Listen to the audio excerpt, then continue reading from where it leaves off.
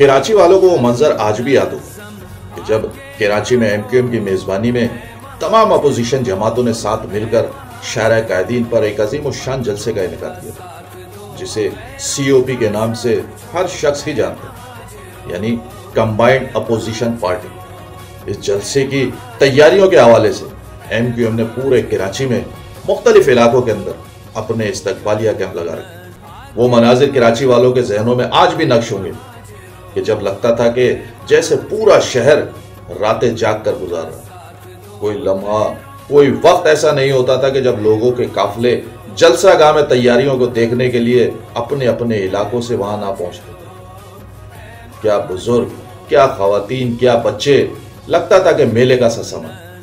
ना किसी को कन्वेंस की जरूरत, ना ही कोई गाड़ियों और बसों का मुंतजिर।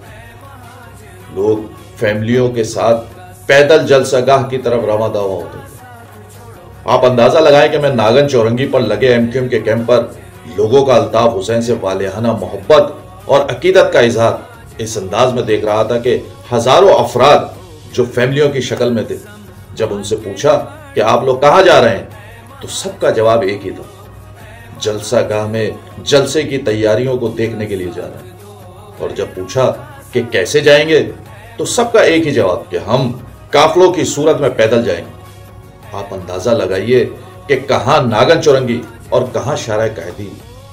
ये था वो जज्बा, वो जनून, वो अकीदत, वो मोहब्बत, वो नजरिया कि जिसने पाकिस्तान के फरसुदा और जागीरदाराना निजाम की चूल्हे हिलाकर रख दी थी। और इस ताबूत में आखिरी कील उस वक्त ठुकी कि जब इसी जलसे में अल्ताफ हुसैन ने 25 लाख से जायद के मजमे को 1, 2, 3 कहकर पिन ड्रॉप साइलेंट कर दी।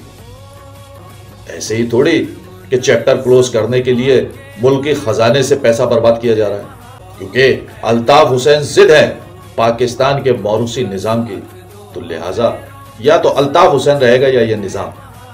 और अब हालात देखकर ऐसा लगता है कि यह निजाम वेंटिलेटर पर अपनी आखिरी सांसें ले रहा है।